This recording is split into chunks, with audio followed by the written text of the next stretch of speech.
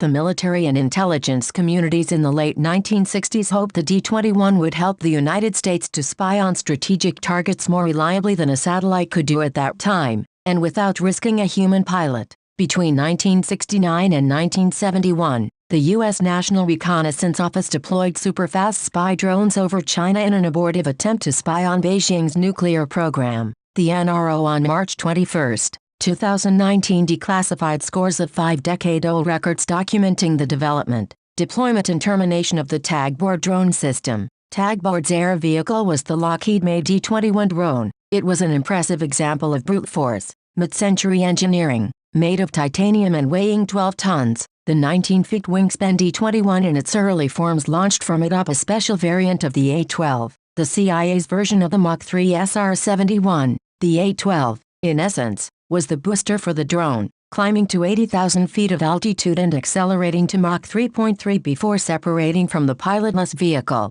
The D-21's ramjet engine took over, allowing it to cruise at 3 times the speed of sound for as far as 3,000 miles. A 300-pound Hiken HR-335 camera peering through the drone's lower fuselage could capture 5,600 exposures covering an area 16 miles wide and 3,900 miles long. The drone followed a pre-programmed flight path and maintained only intermittent radio contact with the launch plane that allowed an operator to monitor the drone's performance. As it reached its final waypoint, the D-21 jettisoned a capsule containing its exposed film, then self-destructed. The film descended on a parachute. The plan was for a special JC-130 transport plane to snatch the parachute in midair. Failing that, a Navy ship could fish the capsule from the ocean. The military and intelligence communities in the late 1960s hoped the D-21 would help the United States to spy on strategic targets more reliably than a satellite could do at that time, and without risking a human pilot. The Tagboard drone provides a unique technical capability to satisfy national requirements to conduct imagery reconnaissance operations against targets hostile or potentially hostile to the United States,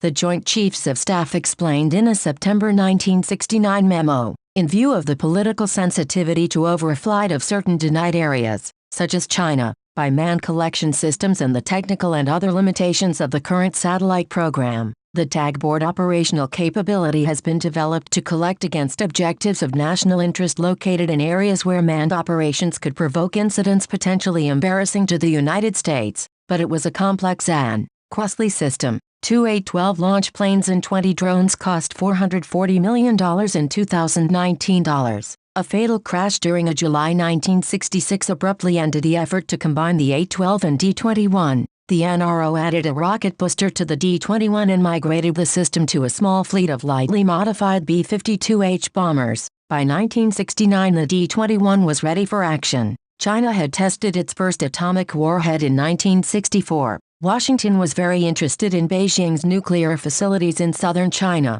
facilities that satellites at the time failed adequately to surveil. 93% of the high-priority South China targets had no coverage during the previous 2 months. The Joint Chiefs of Staff explained in its September 1969 memo. The Joint Chiefs assumed China's radars would detect an incoming D-21, but Chinese Say-2 air defense missile systems are not considered to pose a threat to the Tagboard drone. The NRO oversaw 4 D-21 missions over China. The agency characterized all 4 as unsuccessful. The third mission launched on March 4, 1971. Its results apparently are representative of the success of the overall program. The drone completed its recon run but failed to safely eject its film capsule. The parachute system was partially disabled by loss of the air pickup chute, which prevented an air snatch by the JC-130 aircraft. The NRO reported to the Defense Department. There is a strong probability that a malfunctioning valve prevented adequate cooling of the parachute compartment during flight of the drone. The resultant overheat condition, sustained for over an hour, could have degraded the tensile strength of parachute components. Although the main parachute canopy lowered the payload to the water surface, a subsequent pickup attempt by a Navy vessel was unsuccessful due to procedural errors, and the payload sank. The NRO attempted one more D-21 mission over China on March 20, but it too ended in failure. By mid-1971 the NRO had decided to entirely abandon aerial reconnaissance in favor of a purely satellite-based intelligence collection effort. I have become increasingly convinced that we should be expending our efforts on upgrading our satellite activities, rather than trying to continue with air-breathing vehicles. NRO Director John McLucas wrote in an April 1971 memo. McLucas noted that new spy satellites were spending more time in orbit. In 1971, Corona, Gambit and Hexagon spy sats would rack up a combined 181 days in orbit, McLucas reported. He projected days on orbit would grow to 279 by 1974.